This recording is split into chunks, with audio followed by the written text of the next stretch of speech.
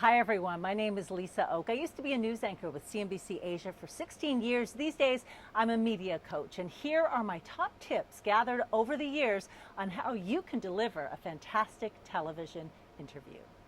Tip number one, the day before the interview, send the producer or the reporter who booked you a quick email telling them the top 3 points that you're hoping to hit upon during the interview. The reason for this is that the anchors, they're busy. They may not have time to read through your notes thoroughly, and this will be a reminder in their inbox to them just before your interview of exactly what you want to talk about. This just improves your chances of the interview going your way. Tip number two, change your mindset. Of course, you're going to be nervous going into an interview situation because you're vulnerable, but instead of thinking, oh no, here comes a hard question, just try to relax and think, hey, this is a great opportunity for me to really show my stuff and shine in an area where I have a lot of knowledge that the viewers can benefit from. That change in mindset will really be evident in your body language and your facial expressions when you're on air, and it's going to help you appear more confident during your interview. Another little tip for controlling your nerves, they teach us this in journalism school, is to pretend you're talking to just one person. Forget about the audience. Forget about who might be watching. That's just going to make you nervous and make you clam up and shut down. I always used to say to my guests at CNBC when they were being seated and mic'd up, let's just pretend we're having a cup of coffee, one-on-one. There are no cameras out there, no audience. Remember, one person, that's who you're talking to. Tip number four, this is important. When you are mic'd up and waiting to go on air, you can chit chat with the anchor, you can talk about the weather, but please do not say anything inappropriate when you are waiting for your interview to start. Remember, at all times, you are being beamed out via satellite around the world, and the stations are recording this. People have lost elections because of comments they've made while waiting to go on air for an interview. So please don't be one of the people who makes a Journalism 101 mistake. Remember, every microphone is a live microphone.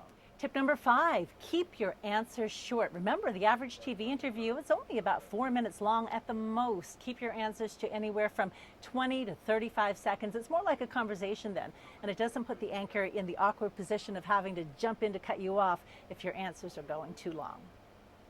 Tip number six, if you don't know the answer to a question, you don't have to panic. There's a very simple method for dealing with this.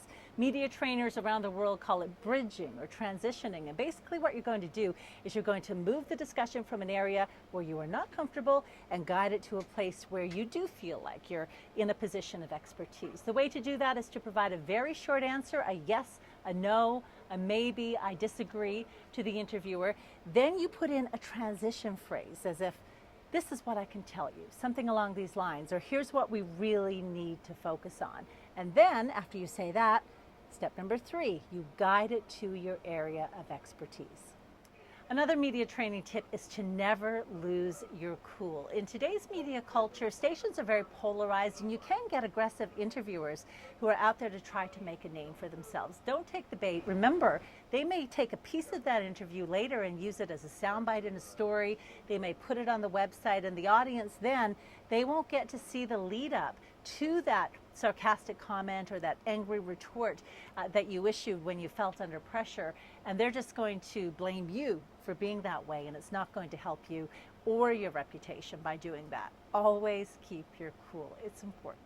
No matter what the interview situation, try to keep your body language open. Don't get defensive, don't close your arms, and don't cross your legs, because it really sends the wrong message to the viewer. What you want to do is keep your hands, if you're sitting down, just loosely at your sides or clasped in your lap like this. Don't grip this way.